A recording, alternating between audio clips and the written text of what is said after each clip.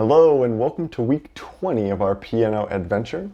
Today we're going to do the usual rhythm warm-up. We're going to have a mixture of triplets and eighth note syncopation.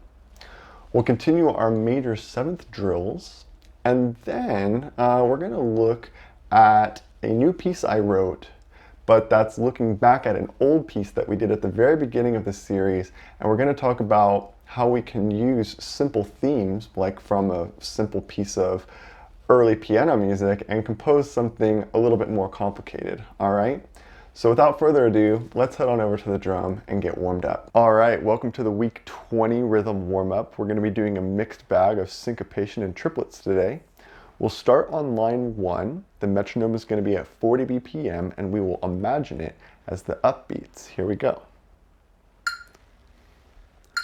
1, 2, 3, and 4, and 1, 2, 3, 4, 1, 2, 3, 4, 1, 2, 3, 4, 1, 2, 3, switch hands, 1, 2, 3, 4, 1, 2, 3, 4, 1, 2, 3, 4, 1, 2, 3, hands together, top of line, 1, 2, 3, 4,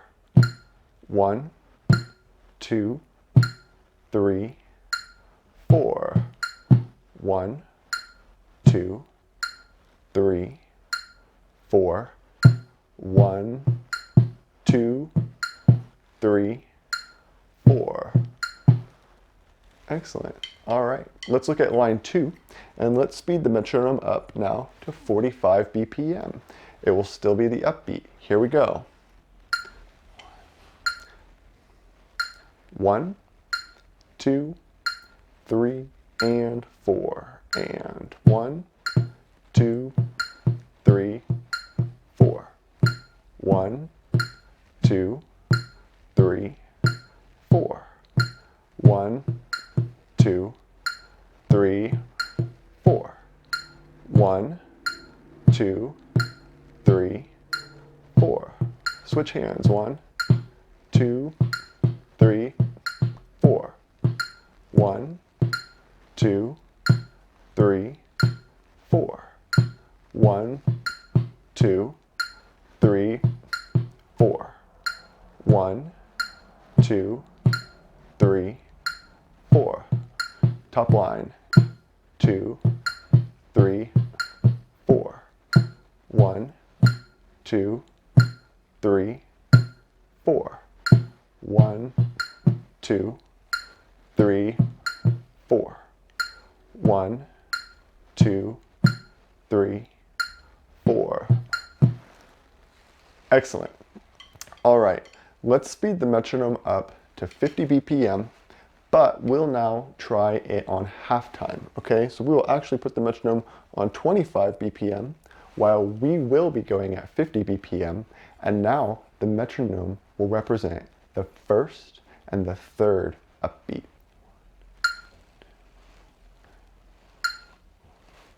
1, 2, 3, 4.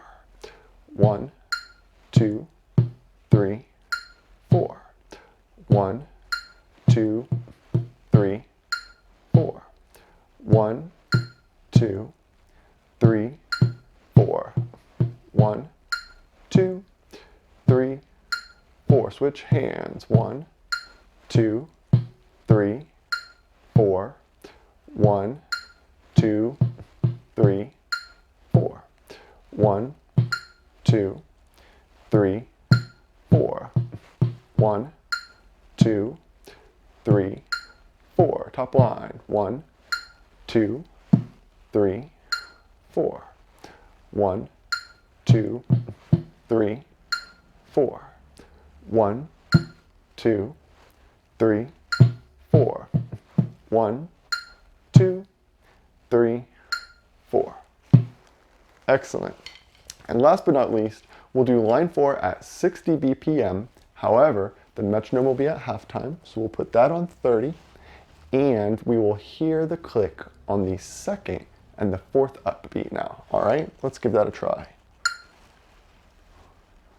1, 2, 3, 4. 1, 2, 3, 4. 1, 2, 3, 4. 1, 2, 3, 4. 1, 2, 3, 4. Switch hands. 1, 2, 3, 4. 1, 2, 3, 4. 1, 2, 3, 4. 1, 2, 3, 4. Hands together. 1, 2, 3, 4. 1, 2, 3, 4. 1, 2, 3, 4. 1, 2, 3, 4. Excellent. All right, let's head back over to the piano. For today's major seventh chords, we will be looking at the 3 chords at the bottom of the circle of fifths: B major, G flat major, and D flat major. Remember, these are very easy chords and scales to remember because they have all 5 black keys, and therefore you only have to remember 2 white keys. All right, so let's get things started on the keyboard. All right, let's start with B major 7 in our right hand.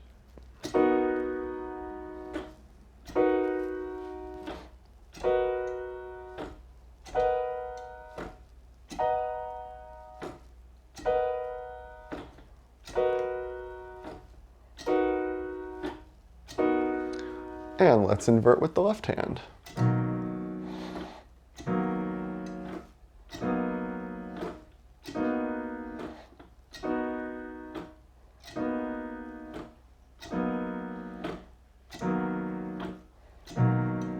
Let's do hands together, 1 chord.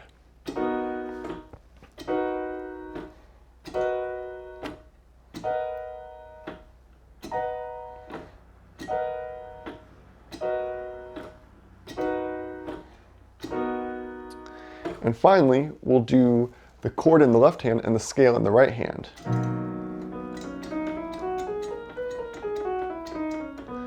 And then the chord in the right hand and the scale in the left hand.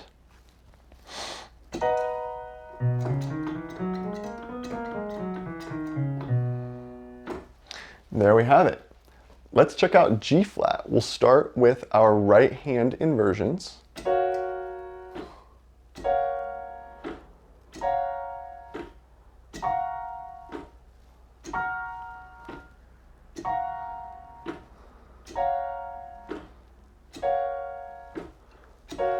Then we'll do our left hand inversions.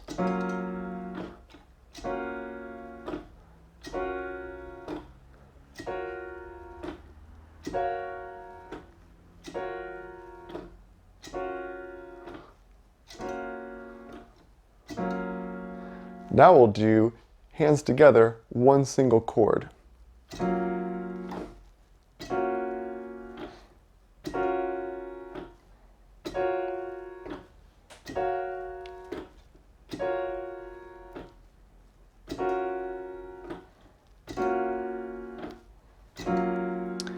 And then we'll do chord in the left hand, scale in the right hand.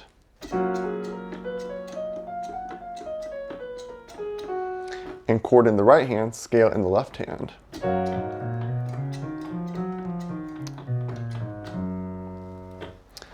Excellent. All right, let's do one of my favorite chords of all time, D flat major 7, starting with our right hand inversions.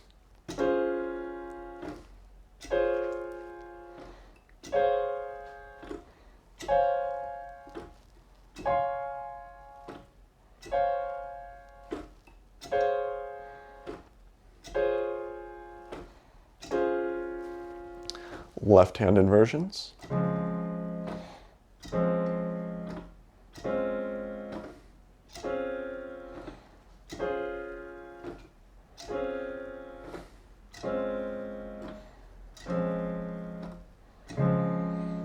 And let's do hands together on one chord inversions.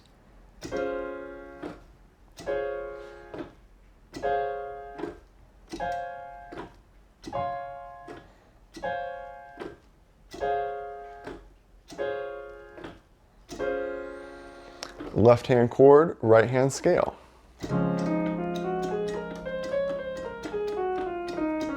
And then right hand chord, left hand scale.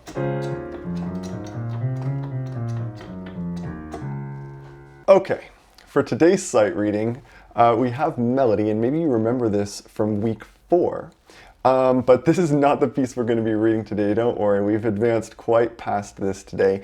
And in fact, the piece that I wrote for us today is actually maybe one of the more difficult pieces that I have written for this channel.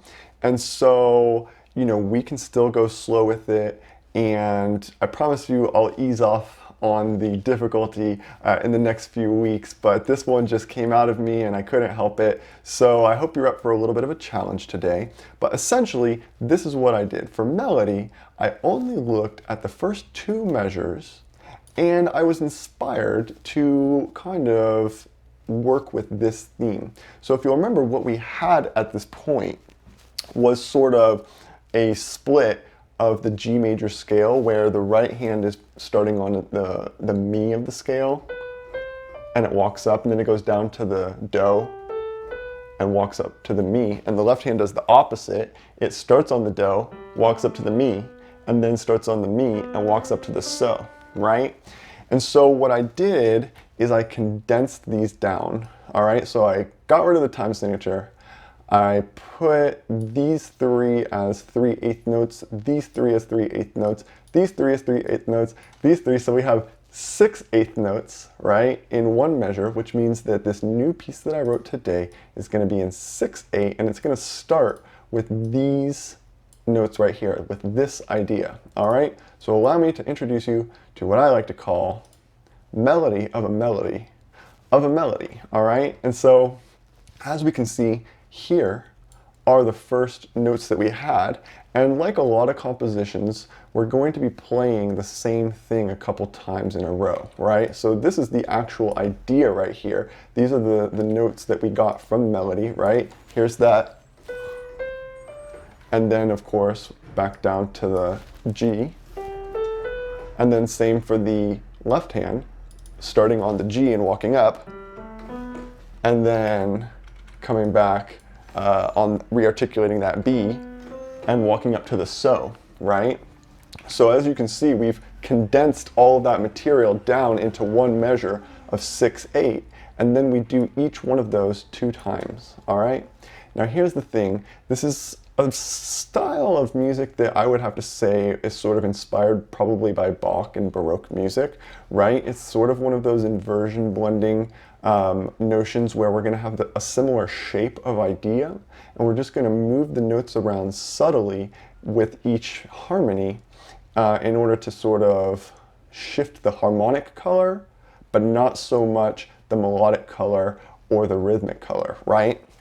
And so let's talk about how I came up with these harmonies. Now the thing about this piece is that although it starts in G major, I do step away from G major quite a bit, and that's why I left the key signature blank, because I would rather write in the accidentals that I want to use, because although we start and end in G major, most of the piece is actually more of a minor, all right? We're kind of focusing more around the key of G minor, which is why we do end up seeing a lot of flats throughout that, because if you think about your circle and you think which major key is related to G minor, well, that would be B flat, right? So we are going to be seeing a lot of B flat. So today, I want to think of another way of viewing these pieces, right? So I don't want to be too Roman numerally with this, right? I don't want to stick these things and show exactly how they function. What I want to show you is how I'm kind of thinking about scales here,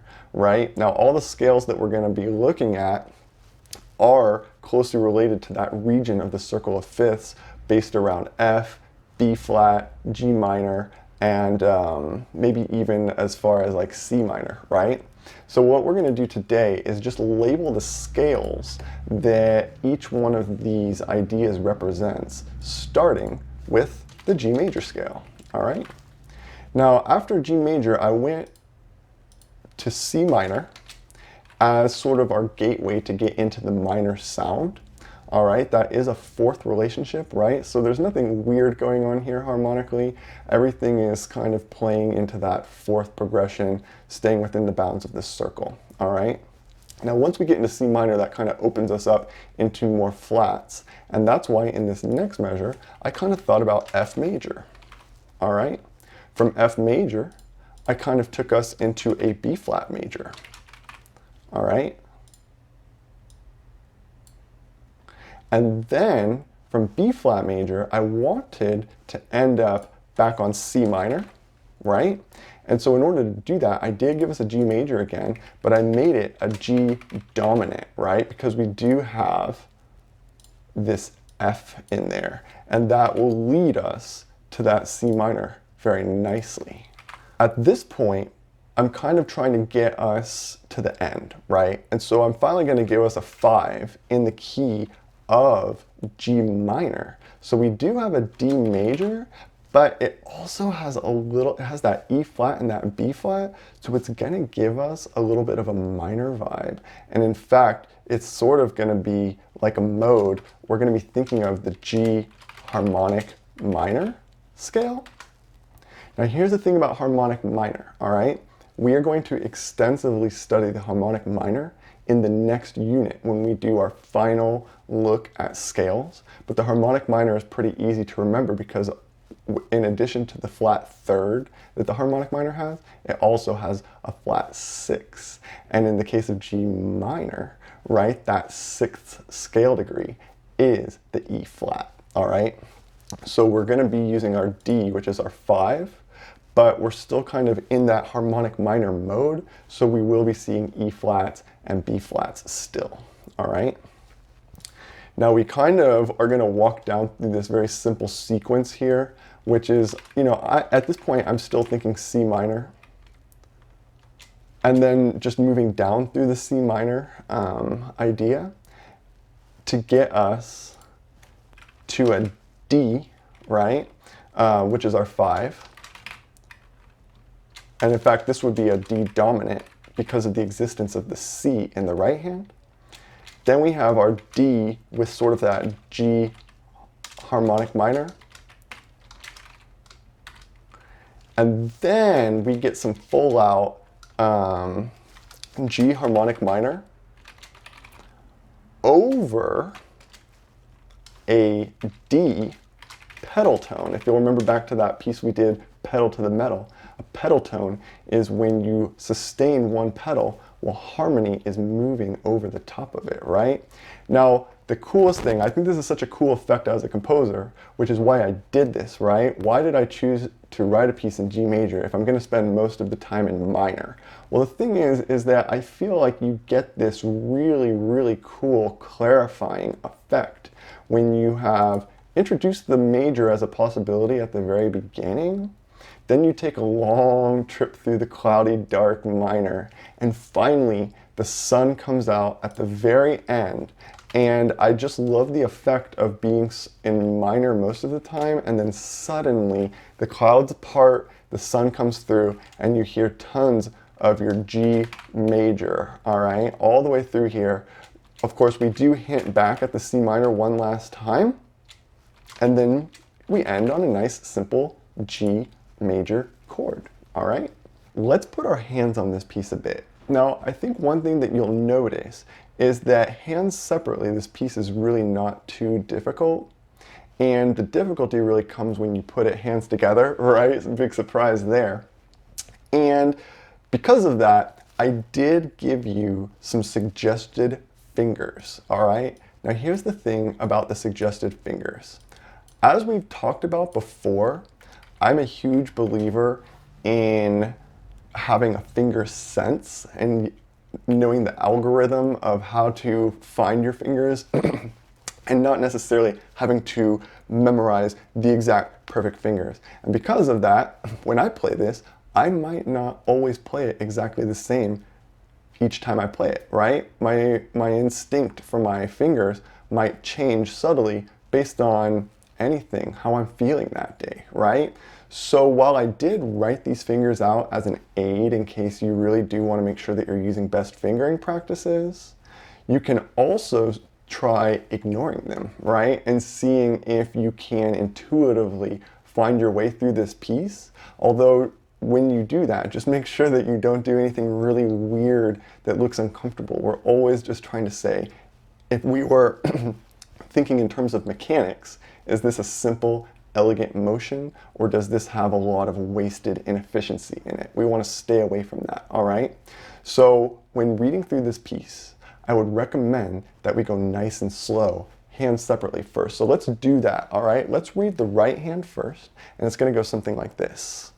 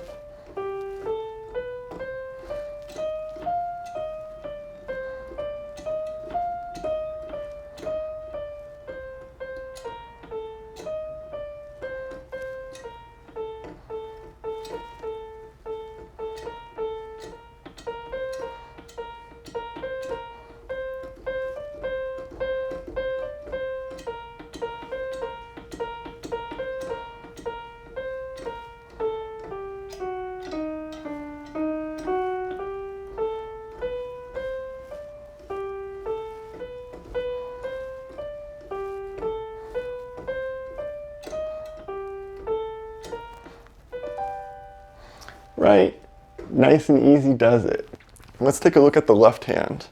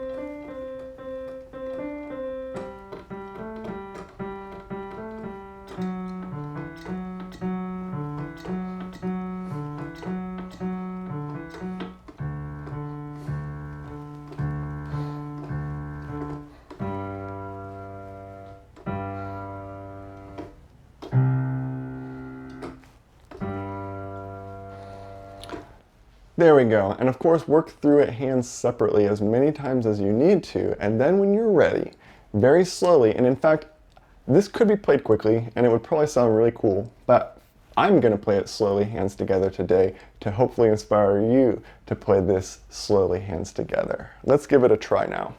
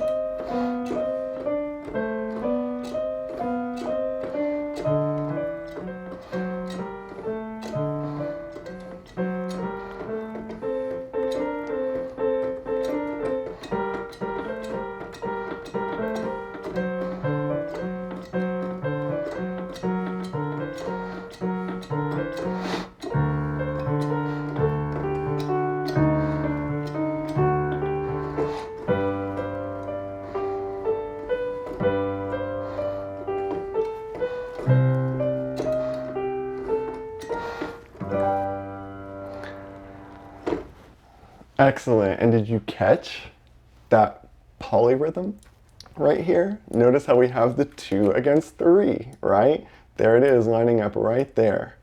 Okay? Now, as always, if you'd like to purchase this sheet music, the rhythm warm-up, or any of the guides you see on any of these lessons, head on over to my pianodojo.com website, and you can find that, much more. And until next time, happy practicing.